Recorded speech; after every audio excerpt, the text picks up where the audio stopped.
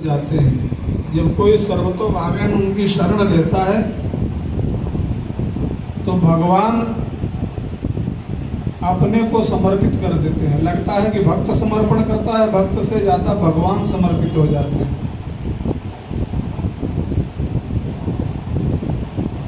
बशर्ते भगवान में सर्वतोभावेन समर्पण रखना चाहिए। सर्वतोभावेन समर्पण का मतलब ये नहीं है कि ये सब छोड़ देना चाहिए, कहीं एकांत जंगल में बैठ जाना चाहिए और खाली आंख बंद करके। ये विकल्प है। अगर ऐसा ही एकांत में ही सुख होता तो परमात्मा तो एक ही था, अकेला ही था। वो संकल्प ही नहीं करता एको हम बहुत श्याम, मैं एक से बहुत हो जाऊं। परमात्मा को भी अकेले में जब आनंद नहीं आया तो वो भी बहुत होने की इच्छा की, उसको भी अकेले में आनंद नहीं था। तो ये संसार का सृजन जो भगवान ने किया वो हमारे सबके आनंद के लिए, सुख सौहार्द के लिए किया। संसार का होना बुरा नहीं है, संसार का दिमाग में बसना बुरा है।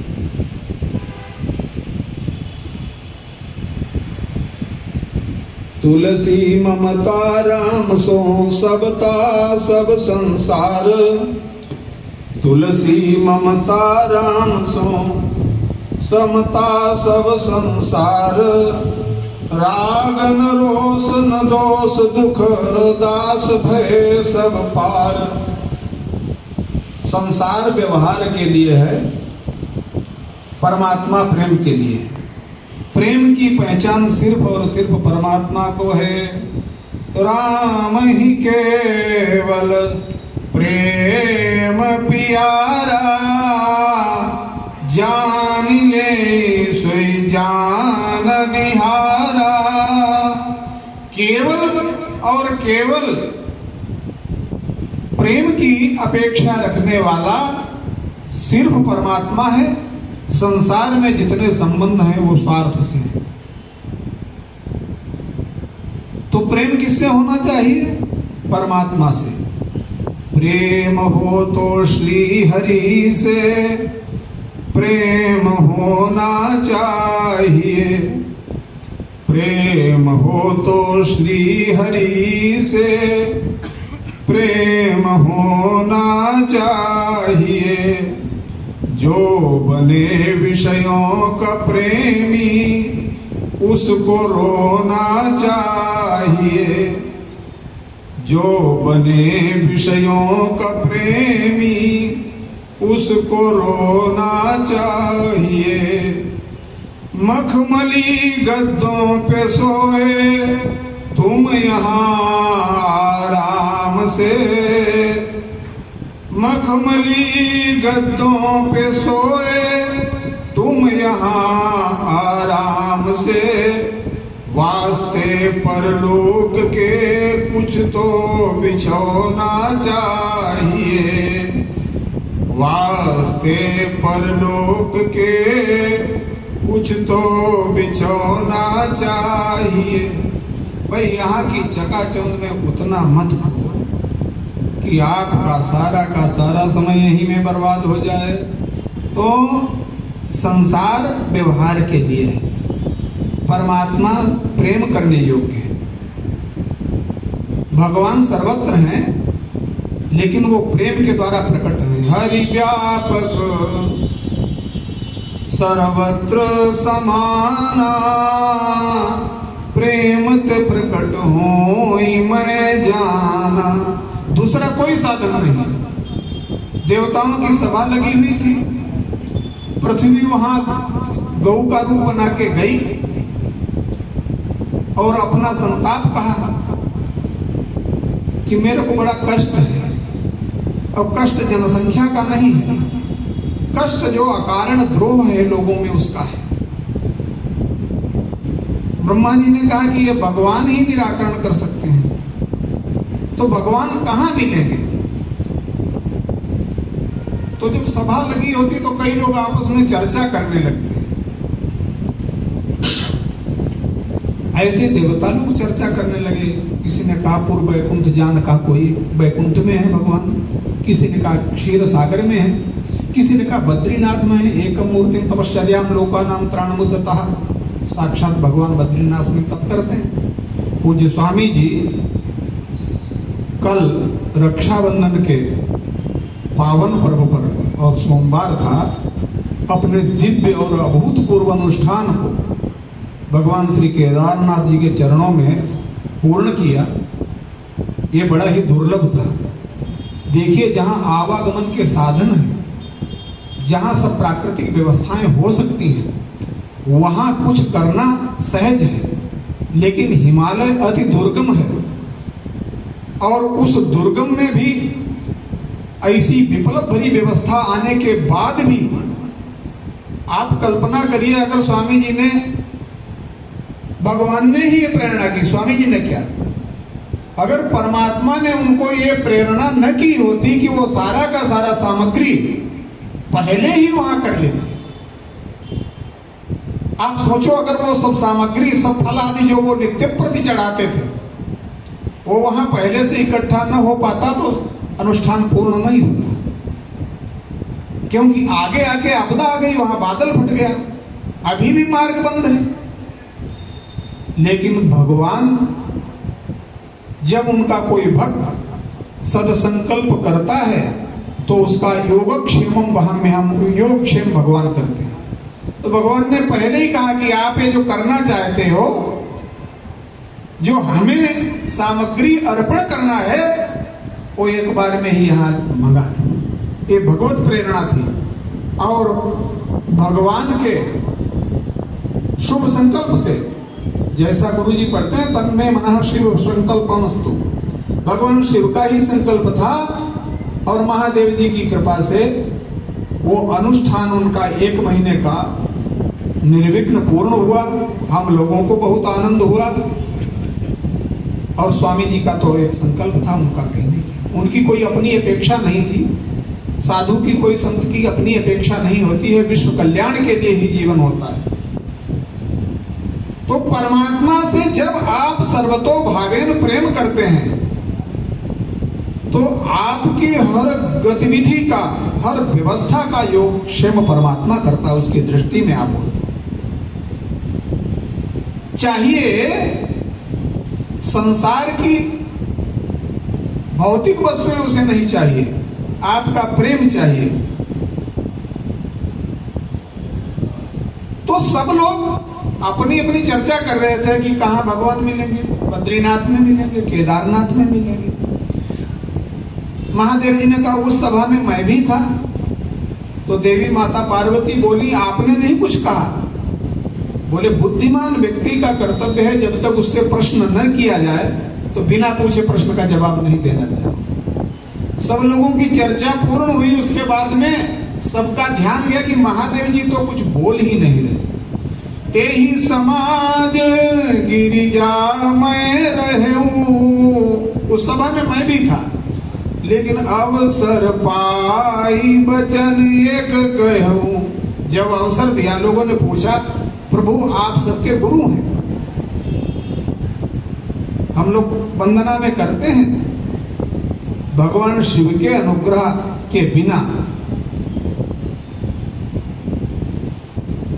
या भ्याम बिना न पश्यन्ति सिद्धा स्वांतस्थमीश्वर। अगर यद्यपि परमात्मा मेरे अंदर ही विराजमान है, लेकिन भगवान शिव के अनुग्रह के बिना वो सिद्ध पुरुष को भी दर्शन नहीं उपलब्ध होता है। परमात्मा भगवान शिव ने कहा कि हे देवी, जब मेरे को पूछा तो मैंने कहा भगवान कहाँ नहीं है। अग जग में सब रहित विरागी, परमात्मा सर्वत्र। अग्निर यथैको भुवनम प्रविष्टो रूपम रूपम प्रतिरूपम बभूव। वेद कहता है कि वो परमात्मा जैसे अग्नि व्यापक रूप में है, सब जगह प्रतिष्ठित है। देखो, अग्नि सर्वत्र है, इससे सिद्ध होता है कि परमात्मा हम विग्रह रूप में पूजन करते हैं, उस विग्रह का महत्व है, वो शिव रूप है। क्यों? अब अग्नि व्याप्त है, वो हमारी आवश्यकता की संपूर्ति ऐसे नहीं कर सकती। लेकिन अगर हम किसी की से कहें कि अग्नि लाओ, अग्नि लेकर आओ, तो वो क्या करेगा? अग्नि जलती हुई कंडई लाएगा। तो व्यापक अग्नि जब प्रकट होती है तो हमारे जीवन की भौतिक आवश्यकताओं की संपूर्ति करती है। ऐसे ही परमात्मा को प्रेम के संघर्षण से, प्रेमा भक्ति से भगवान महादेव जी ने कहा प्रकट करते हैं। हरि व्यापक सर्वत्र समाना, प्रेम ते प्रकट हो ही मैं जाना। भगवान प्रेम से प्रकट होते हैं, तो प्रेम करने योग्य भगवान ही है। कल रक्षाबंधन था, बच्चे पूछ रहे थे रक्षाबंधन कब से प्रारंभ हुआ। तो पौराणिक सिद्धांत के अनुसार राजा बलि, संसार में जो भी समर्पण हो जाता देश के लिए, राष्ट्र के लिए, उसको क्या कहते हैं? बलिदान हो गया। बलि ने सर्वतोभावेन अपना सर्वस्व परमात्मा को अर्पण कर दिया, तो दान उनके नाम का पर्याय बन गया। वो बलि के नाम से बलिदान कहा जाए। राजा बलि ने दैवासुर संग्राम में जब एक बार देवराज इंद्र से पराजित हुए और दूसरी बार महान तप करके एक दिव्य रथ प्राप्त किया और उस पर बैठकर जब देवताओं से युद्ध के लिए आए, तो गुरु बृहस्पति ने कहा कि तुम लोग जीतोगे नहीं, इसके पास दिव्य शक्ति है, इसलिए अच्छा है जब लड़ाई में जान लो कि हम जीते नहीं तो शरीर तो बचाओ, भाग जाओ। तो देवताओं को गुरु ने कहा कि भाग जाना ही अच्छा है। तो देवता देवन तके मेरुवीर खुआ, हिमालय की कंदरा में चले गए और स्वर्ग लोक पर बलि का आधिपत्य हो गया।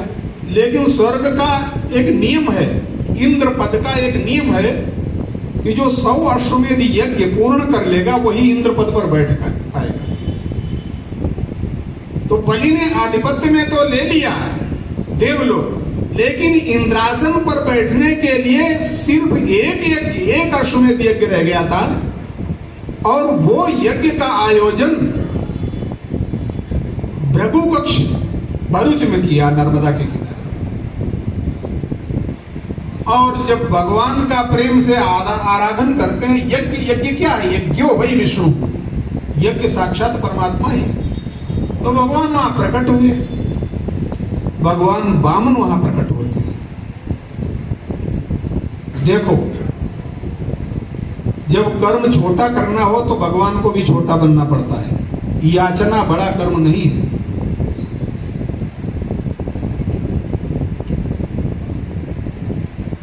भगवान शंकराचार्य ने कहा अदम कर्म क्या है? यदि याचना है, याचना करना ही।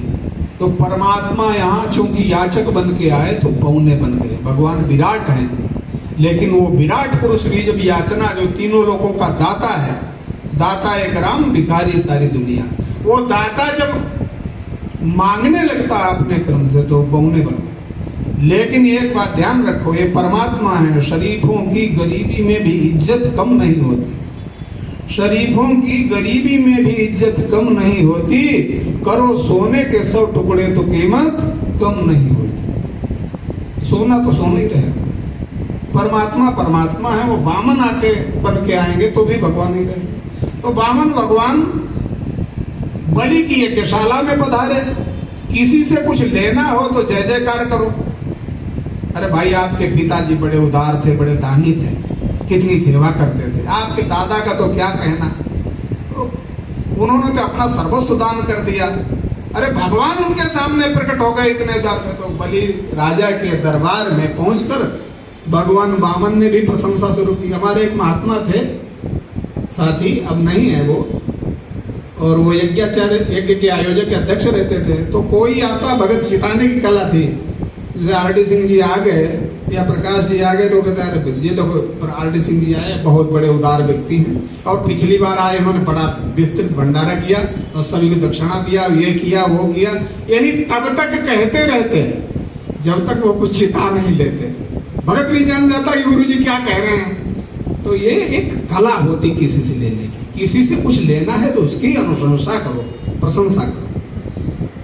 भगवान वामन ने बलि राजा की प्रशंसा की। आपके पिता विरोचन, उनके पिता आपके दादा प्रहलाद इतने बड़े महाभागवत हुए और इतना सब। तो बलि ने कहा कि आप प्रशंसा बहुत करते, चाहते क्या हो? बोले कुछ नहीं, ऐसा है मैं ब्राह्मण हूँ, संध्या वंदन आदि के लिए हमारे पास कुटिया नहीं, थोड़ी जगह चाहता हूँ। कितनी जगह? बोले 3 कदम। अरे बोले बेकार की बात करते हो तुम, इतने छोटे 3 कदम जगह में क्या होगा? तो गुरु तो जानता है। तो शुक्राचार्य जी ने कहा कि दाता ज्यादा बनो नहीं अहंकार, ये 3 कदम बड़े भारी पड़ेंगे, ये विचित्र है। लेकिन अगर भगवान आ गया और शिष्य पहचानता है तो गुरु की बात को भी वहां नकार दे तो दोष नहीं होता। गुरु ने यद्यपि कहा कि ये छल लेगा, ये छलिया है, 3 कदम इसके बहुत भारी पड़ेंगे और आप समझ जाओ आप हमारे शिष्य हो। वो शिष्य, वो गुरु नहीं है, गुरु न सस्यात, जो अपने रहते अपने शिष्य का कल्याण करा दे। तो गुरु को तो लगी, माता पिता को लगी हमारा बच्चा है चला जाएगा। उन्होंने कहा नहीं, मैं दान नहीं देना दूंगा। तो बलि की तो आदत, उन्होंने कहा हमारे दरबार में आया, मैं दिए बिना रहूंगा नहीं। अब गुरु चेला के झगड़ा हो गया। तो गुरु ने कहा मानेगा नहीं, है देगा जरूर, संकल्प पढ़ो। उन्होंने कहा संकल्प नहीं पढ़ेंगे हम। तो वामन भगवान ने कहा तुम ही नहीं ब्राह्मण हो, हम भी वेद पढ़े हैं, हम संकल्प पढ़ देते हैं, हमारा लाओ कमंडल अपने आते ही बता। तो शुक्राचार्य को नहीं रहा गया, वो टोटी में घुस गए, जल ही नहीं गिरने देंगे, संकल्प कैसे पढ़ोगे? वामन भगवान ने कहा ये गुरु बहुत फटफट कर रहा है, मैं भी गुरु हूं, यहाँ विश्व का परमात्मा। एक कांडी उसमें डाला ऐसे सरकंडा, एक दुकान का एक ही नेत्र से रहे, जल गिरा, संकल्प पढ़ा, 3 कदम घूमी। भगवान ने कहा दादा दे दो। अब 1 कदम तो पृथ्वी सागरम सारा नाप लिया, 2 पग में ब्रह्मलोक तक भगवान ने नाप लिया विराट से। अब बलि को समझ में आया ये तो संसार का दाता है, इसके सामने कोई दाता नहीं होता है, दाता एक राम भिखारी है। चलो कोई बात नहीं, हमारे आगे तो हाथ फैलाया के दुनिया का दाता। अब तीसरा कदम कहां रखें? तुमने 3 कदम के लिए कहा, 2 में तो मैंने सब नाप लिया। देव ऋषि नारद आए, उन्होंने कहा कि तुम्हारा अहंकार चाहते, तुम्हारी भक्ति पूर्ण हुई, तुम्हारा यज्ञ पूर्ण हुआ। पदम तृतीयम कुरुषेण में निजम, उसका सर झुका दिया भगवान। तीसरा चरण यहां मत्थे पर। भगवान के चरणों में जब अहंकार गलित हो जाता है तो भगवान आपके दास बन जाते हैं। बलि ने अपना मस्तिष्क मत्था भगवान के चरणों में झुकाया। भगवान तो परिपूर्ण ही है, भक्त पूर्ण हो गया। अब तीनों लोग देकर भगवान ने कहा कि बलि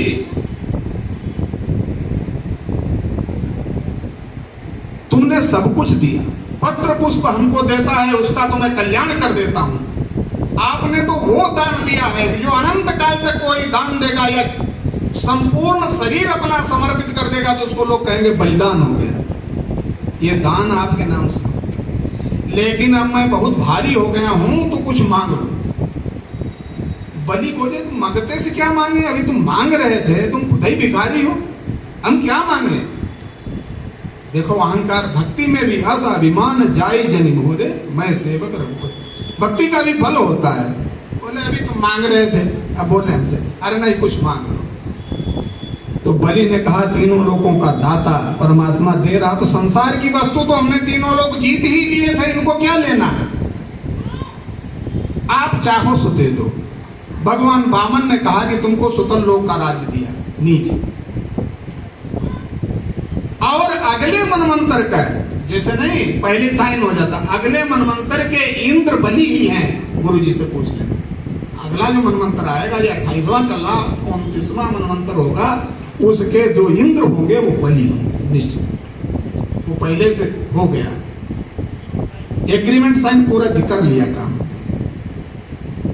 तो भगवान ने कहा सुतल लोक का राज, उन्होंने राज सुतल लोक में तब रहूंगा, हमारे 10 दरवाजे उस महल के, जहां हर महल पर आप ड्यूटी दोगे, आप पहरेदारी करोगे, तब रहूंगा। अब भगवान तो बन गए बंधक, क्यों दास इतना बोझ हो गया। भगवान ने कहा ठीक है भाई, मैं भक्तों का दास, भगत मेरे मुकुट मणि। हम दास रहेंगे, हम गेट कीपर रहेंगे, सिक्योरिटी करेंगे। भक्त बस में कर लेता है, ये प्रेम है। तो बलि को सुतल लोक का राज्य मिला। भगवान ड्यूटी करने लगे वहां। नवद द्वारे पूरे देही है, इसके भी 10 ही दरवाजे यहाँ। सर्वत द्वारे सुदेह मन प्रकाश के। उसका आध्यात्मिक अर्थ यही है कि जो 10 दरवाजे हैं, इनके हर द्वार पर परमात्मा प्रकाश रूप से, ज्ञान रूप से पहरा करे तो कभी हमारा पराभव नहीं होगा। बलि के यहां भगवान पहरेदारी करने लगे। अब यहां धीरे धीरे समय गुजर गया। कितना? 10-11 महीने। लक्ष्मी जी को चिंता हुई। हम रक्षाबंधन के विषय की बात बता रहे हैं। लक्ष्मी जी को चिंता हुई कि भगवान कहाँ है, नारायण आए नहीं। तो सूचना का कार्य किसका है? आप जानते हैं, देवर्षि नारद का। आ गए नारायण नारायण करते हुए। अरे उन्होंने कहा ये बताओ कि ये नारायण है कहाँ तुम्हारे, ये आपको नहीं पता?